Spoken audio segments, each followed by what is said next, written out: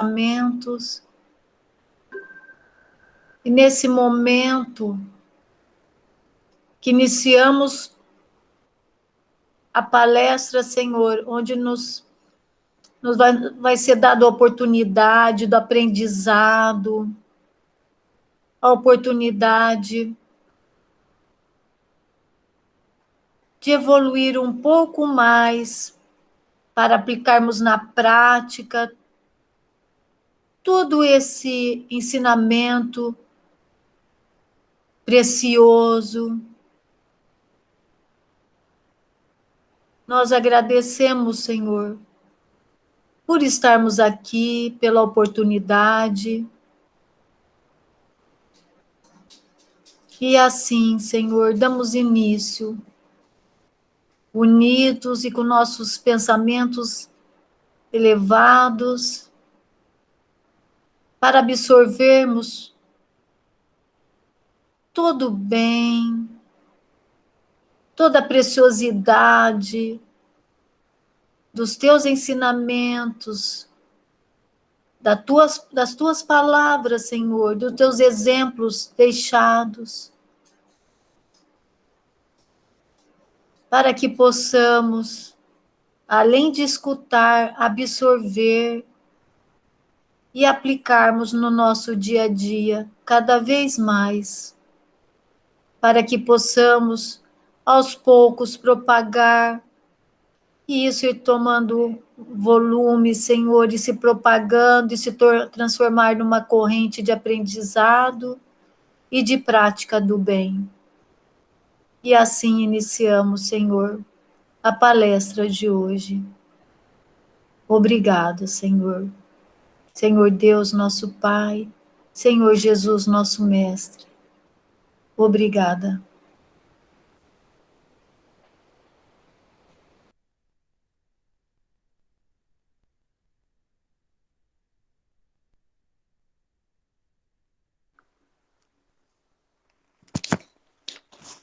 Como nós estamos próximos do Natal, nós vamos estudar um pouquinho hoje, falar um pouquinho sobre o Natal. E nós temos uma passagem de Lucas, no capítulo 2, versículo 10 e 11, em que ele diz assim: Eis que vos trago boas novas de grande alegria, que será de todo o povo, porque nasceu para vós hoje um Salvador, que é o Cristo Senhor, na cidade de Davi. Então, nós vamos analisar de acordo, usando como base a Revista Reformador de dezembro de 2010. E nós sabemos que o Natal ele é comemorado no dia 25 de dezembro, porque a data foi retirada de uma festa pagã muito popular que existia na Roma Antiga e que fora oficializada pelo imperador Aureliano em 274 depois de Cristo. E a finalidade dessa festa era homenagear o deus Sol, Natalis Solis Invicti, nascimento do Sol invicto, considerado a primeira divindade do Império Romano, e festejar o início do solstício de inverno. O que é o solstício? Solstício é aquele período em que o Sol se afasta mais do Equador, seja no inverno ou seja no verão. Então, nós temos o solstício de inverno e o solstício de verão. Com o triunfo do cristianismo, séculos depois, essa data ela foi utilizada pela Igreja de Roma para comemorar o nascimento do Cristo, que, logicamente, não ocorreu em 25 de dezembro. É comemorado em 25 de dezembro, mas ele não nasceu em 25 de dezembro. e passou a ser considerado, desde então, como verdadeiro sol de justiça. Com o passar do tempo, os hábitos e costumes de diferentes culturas foram sendo incorporados ao Natal, impregnando o Natal de muito simbolismo. A árvore natalina, por exemplo, ela é contribuição alemã instituída no século XVI com o intuito de referenciar a vida, sobretudo no que diz respeito aos pinheiros, porque os pinheiros, eles conservam a folhagem verde mesmo no inverno, eles não perdem as folhas. O presépio foi ideia de Francisco de Assis, no século XIII. Aquelas bolas e aquelas estrelas que enfeitam a árvore de Natal, elas representam as primitivas pedras, as maçãs ou outros elementos com que no passado se adornavam o carvalho, que foi o precursor da atual árvore de Natal. Então, antigamente, se enfeitavam os carvalhos.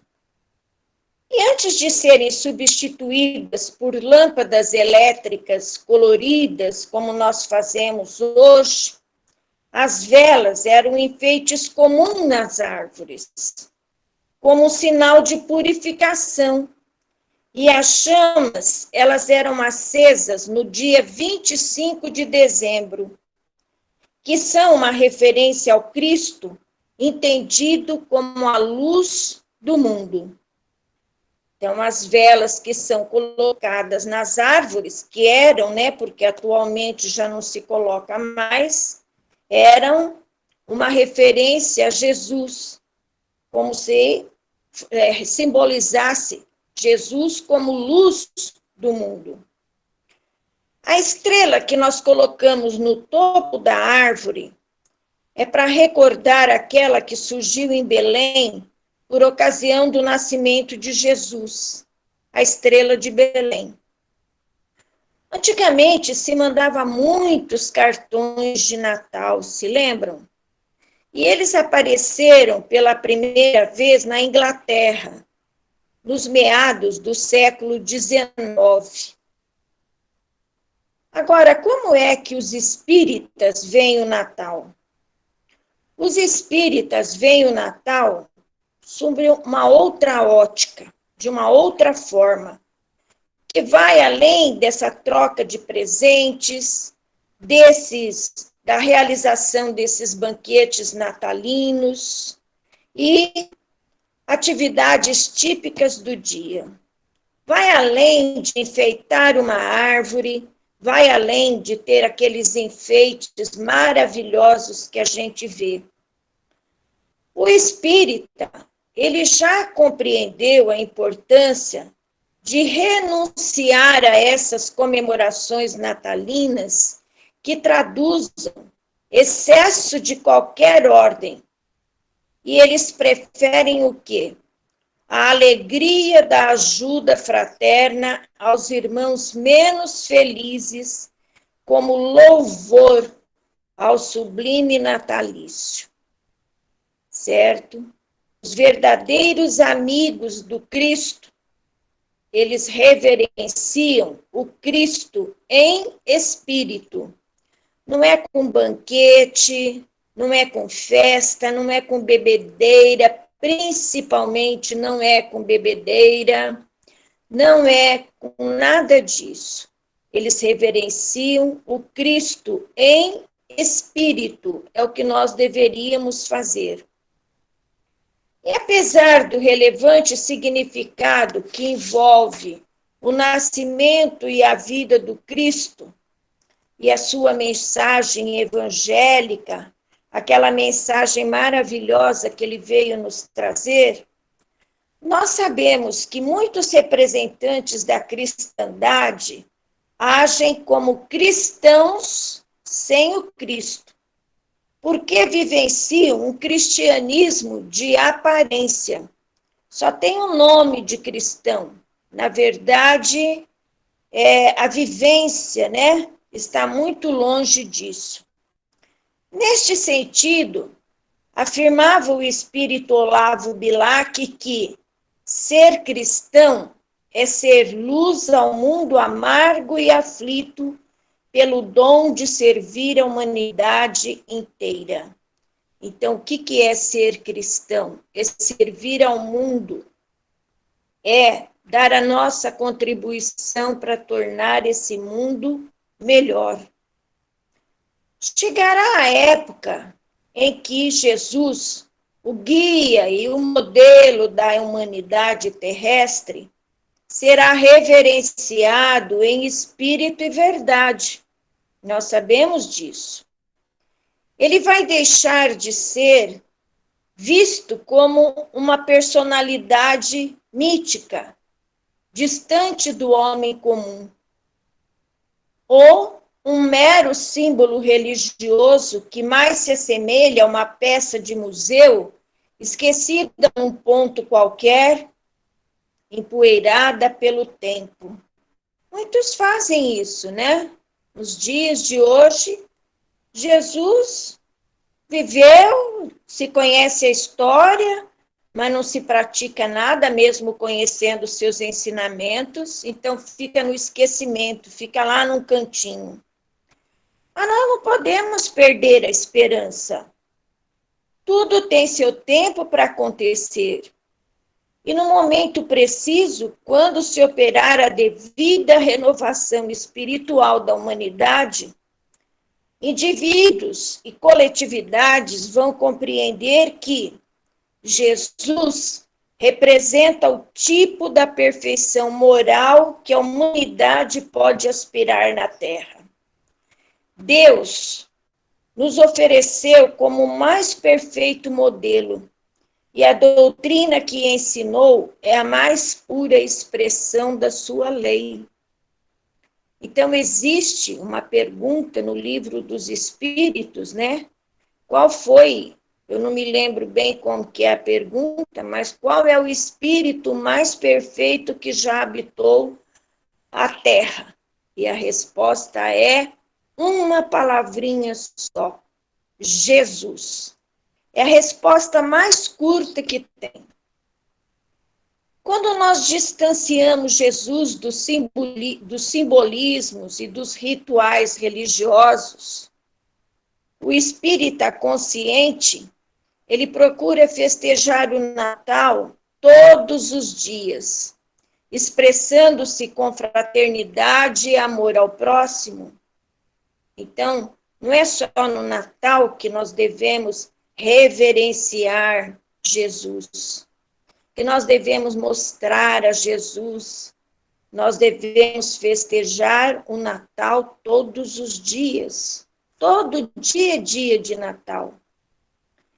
E a doutrina espírita nos reconduz ao Evangelho na sua primitiva simplicidade, porque somente assim nós compreenderemos, diante da imensa evolução científica do homem terrestre, que o Cristo é o sol moral do mundo, que brilha hoje, como brilhou ontem e como brilhará mais intensamente amanhã. Por que mais intensamente amanhã? Porque a humanidade vai despertar, a humanidade vai se curvar diante da grandiosidade de Jesus. Perante as alegrias das comemorações do Natal, nós vamos destacar 3 lições que são ensinadas pelos orientadores espirituais, entre tantas outras que existem. Primeira, é o significado da manjedoura, como Emmanuel assinala.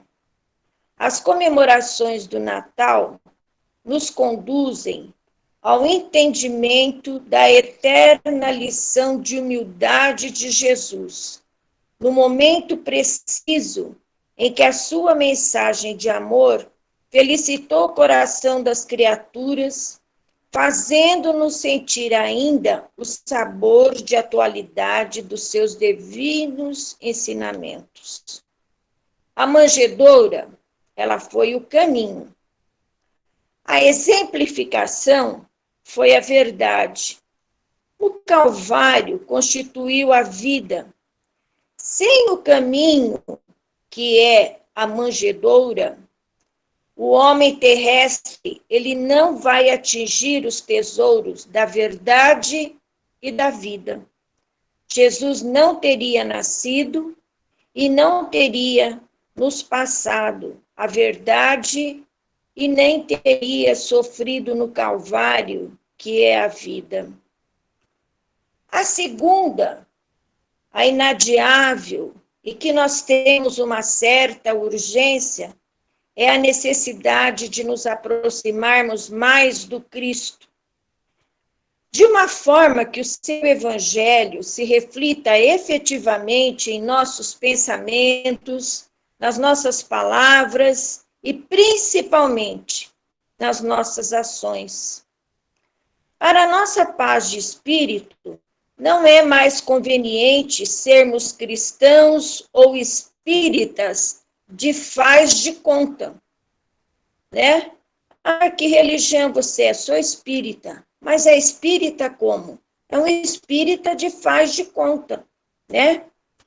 Comentando o Natal, Lucas assevera que o Cristo é a luz para alumiar as nações. Ele não chegou impondo normas ou pensamentos religiosos. Ele não chegou fazendo isso. Ele não interpelou governantes e governados sobre processos políticos. Também não fez isso. Também não disputou com os filósofos quanto à origem dos homens. Não concorreu com os cientistas na demonstração de aspectos parciais e transitórios da vida.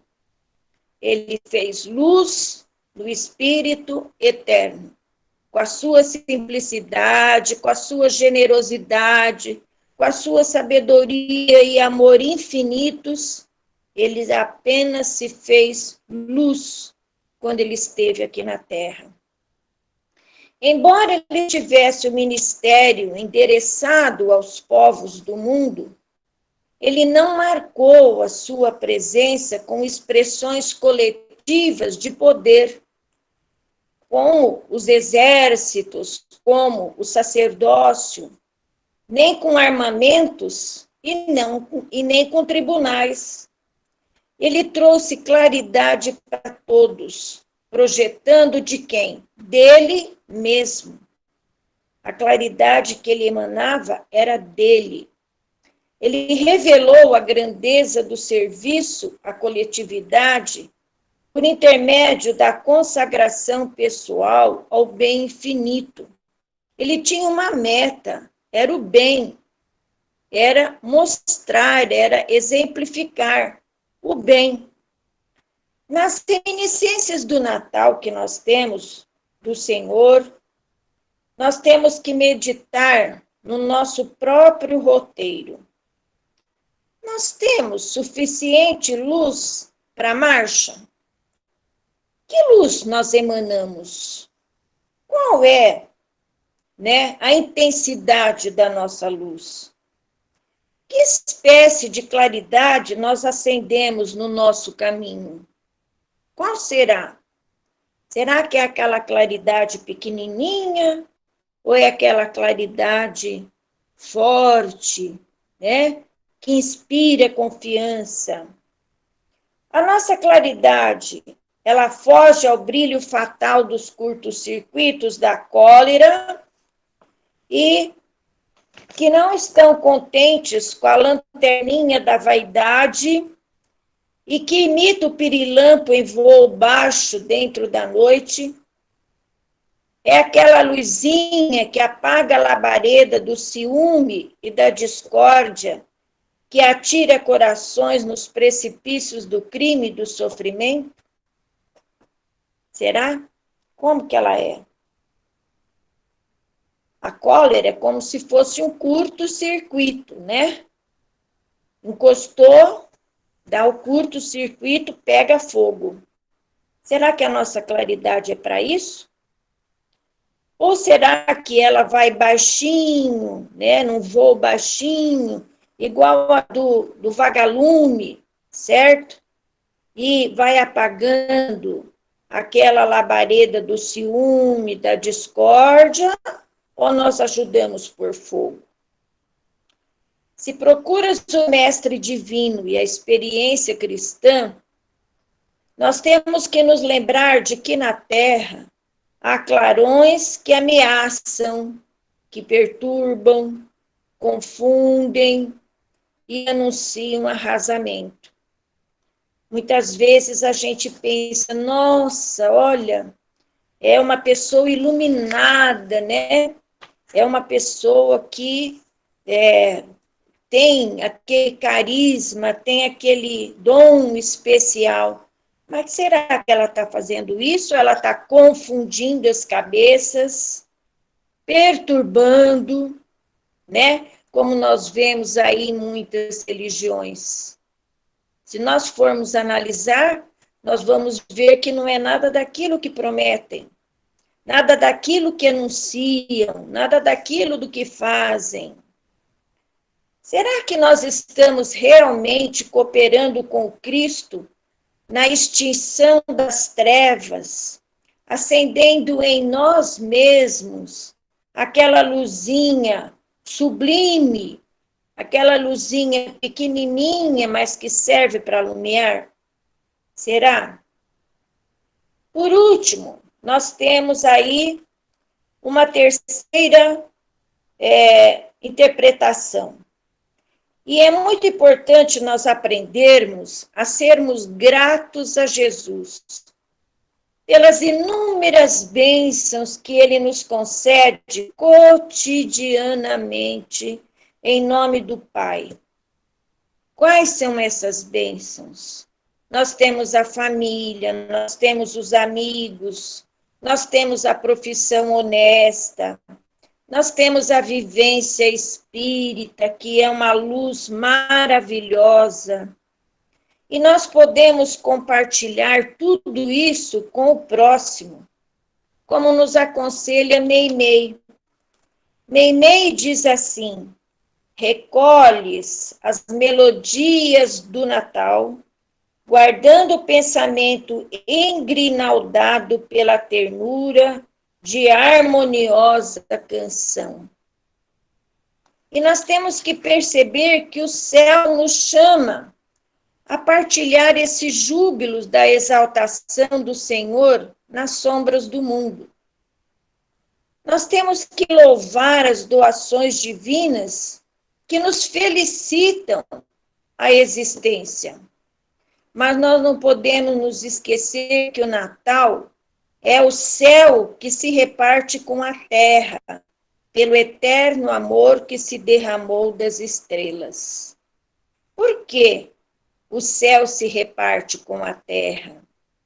Porque Jesus, ele veio daqueles espaços siderais, era um ser iluminado, era um ser perfeito.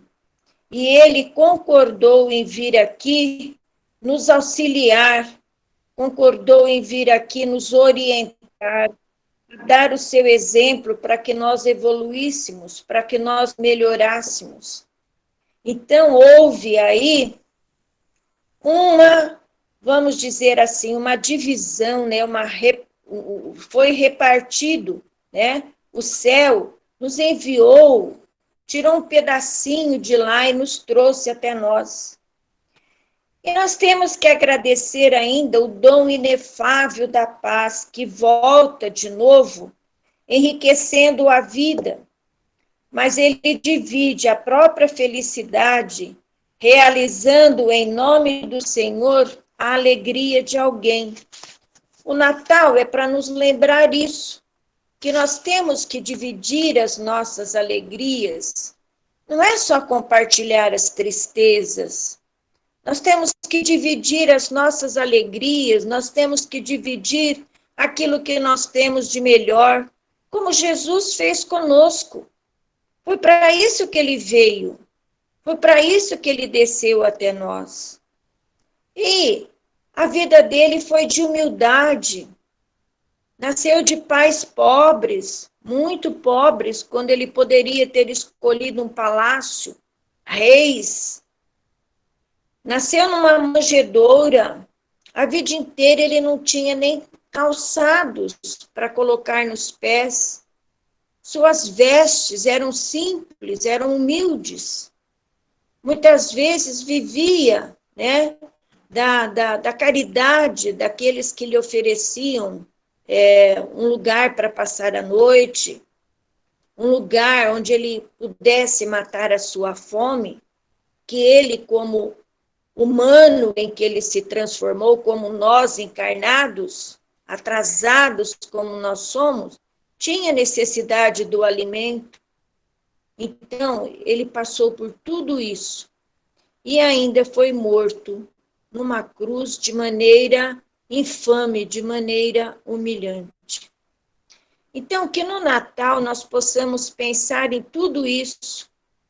Não é a grandiosidade das nossas festas, dos nossos presentes, certo? Muitas vezes existe uma disputa, quem vai fazer a ceia de Natal melhor, quem vai dar o melhor presente, isso não condiz com nada. Nós temos que ensinar nossos filhos, nós temos que ensinar nossos netos a reverenciar o Natal na humildade de Jesus. É o nascimento de Jesus. E ele ficará muito mais feliz quando nós dividirmos o pouquinho que nós temos com alguém que tem menos do que nós. Ele ficará muito feliz. Não é? Ele não precisa de presente. Mas nós temos muitos irmãozinhos nossos que precisariam até de um prato de comida porque não têm o que comer. Então, vamos pensar nisso e, no dia de Natal, vamos baixar as nossas frontes, fazer nossas orações e reverenciar o aniversário do dia. O aniversariante é Jesus. Que nós possamos dar a ele o presente que ele merece e o presente que ele espera de nós, com o nosso melhor que nós temos em cada um, com aquilo que nós temos de mais puro, de mais sagrado, vamos oferecer a ele. E que assim seja. Que assim seja. Adorei, Cleo. Foi lindo. Assim seja. Foi lindo, viu? Realmente. Lindo mesmo. Senhor, mais uma vez aqui nos encontramos, procurando aprender, Senhor, procurando gravar no nosso íntimo as palavras que fazem com que a nossa evolução aconteça. Não apenas ouvir, mas, acima de tudo, colocá-las em prática. Aproxima-se o dia do seu nascimento, Jesus. Que esta terra tão querida possa reviver o seu nascimento com simplicidade, com humildade, possa reviver o seu nascimento sempre, Jesus, colocando em prática aquilo que nós necessitamos para a nossa evolução. Esse é o melhor presente que vos podemos dar. Que a humanidade se conscientize, que a humanidade se esclareça, se ilumine para dias melhores em nossas vidas. E nós te pedimos, Jesus, cuida do nosso mundo. Derrama suas bênçãos misericordiosas, que o Senhor é pródigo, que o Senhor é maravilhoso, Então, pequeninos seres imperfeitos, a caminho da evolução, nós estamos aqui rogando. Tende piedade de nós. Olhe por todos que sofrem. Olhe por aqueles que não te conhecem. Olha por aqueles que são agressivos. Olha por todos aqueles que necessitam do vosso amparo. E nós, na noite de hoje, elevando o nosso pensamento, nós te dizemos: feliz aniversário, Jesus. Como somos felizes pelo seu nascimento entre nós. Como somos bem-aventurados. E que o Senhor possa sempre estar do nosso lado, como sempre está, e que nós possamos ser agradecidos a vós e reconhecidos e sensíveis à sua presença, amiga. Que assim seja.